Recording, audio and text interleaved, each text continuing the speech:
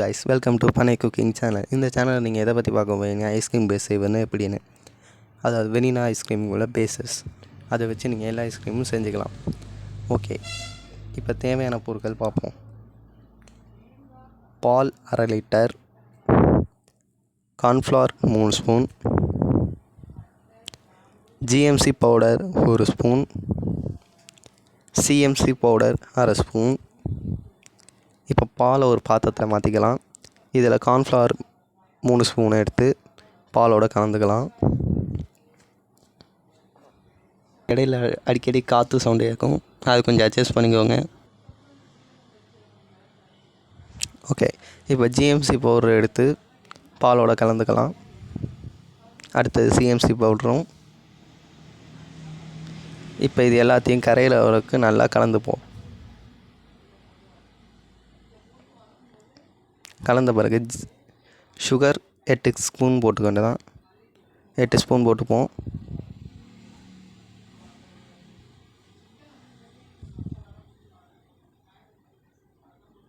Okay, 8 spoon போட்டாச்சு. இதுக்கப்புறம் நல்லா சீனி கரையிற அளவுக்கு நல்லா கிண்டிப்போம். இந்த லெவல் முடிஞ்ச பிறகு நம்ம அடுப்பு ஆன் பண்ணிடுவோம். இப்போக்கி சீனி நல்லா கரையிட்டோம். ஓகே, கிட்டத்தட்ட கரையுது. அப்படி கீழே உள்ள லைக் பட்டன் தட்டி விடுங்க கைஸ். ஓகே, எனக்கு நல்லா கரைஞ்ச பிறகு நான் அடுப்பு ஆன் பண்ணிக்கிறேன். அடுப்பை லோ ஃப்ளேமில் வச்சுக்கோங்க.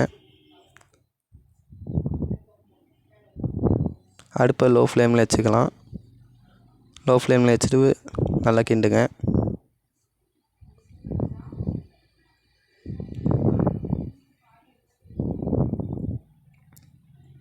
நல்லா கிண்டிகிட்டே இருங்க. இந்த ஜிஎம்எஸ் பவுடர் எதுக்கு போடுறோன்னா, ஸ்ட்ரக்சருக்கும் திக்னஸ்க்காக தான் ஜிஎம்எஸ் சிஎம்எஸ் பவுடர் போடுறோம். அப்போ தான் ஐஸ்கிரீம் உங்களுக்கு சாஃப்டாக வரும். ஓகே, எனக்கு பால் நல்லா சூடாகி திக்காக ஆரம்பிக்குது. இந்த நேரத்தில் நல்லா கைவிடாமல் கிண்டிக்கிட்டே இருங்க, இல்லைன்னா அடி பிடிக்க ஆரம்பிக்கும்.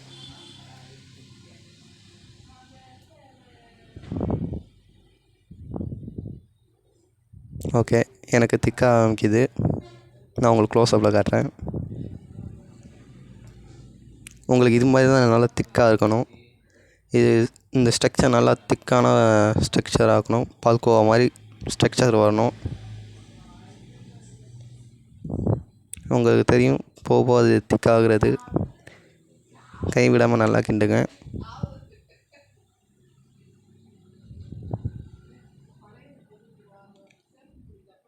ஓகே, நல்லா திக்காகிட்டு இதுக்கப்புறம் இதை நல்லா கூல் பண்ணிவிட்டு ஒரு ஏர்டைட் பாக்ஸில் போட்டு வச்சுக்கலாம். இந்த ஏர்டைட் பாக்ஸில் போட்டு 8 மணி நேரம் ஃப்ரீசரில் இருக்கணும்.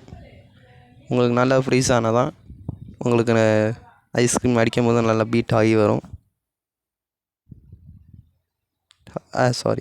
ஐஸ்கிரீம் பீட் பண்ணும்போது உங்களுக்கு நல்லா அதிகமாக டபுளாக வரும். ஓகே, ஏர்டைட் பாக்ஸை நம்ம மாற்றிப்போம். இப்போ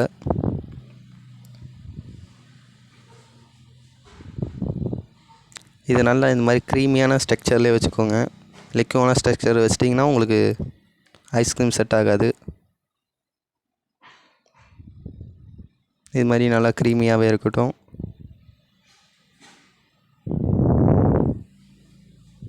ஓகே, இப்போ நம்மளுக்கு ஐஸ்கிரீம் பேஸ் ரெடி ஆகிட்டு, இதில் நீங்கள் உங்களுக்கு என்ன ஃப்ளேவர் வேணுமோ அந்த ஃப்ளேவர் போட்டு ஐஸ்கிரீம் ரெடி பண்ணிடலாம். அந்த வீடியோவை நான் போடுறேன்.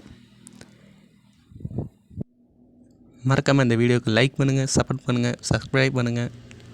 Okay, bye guys.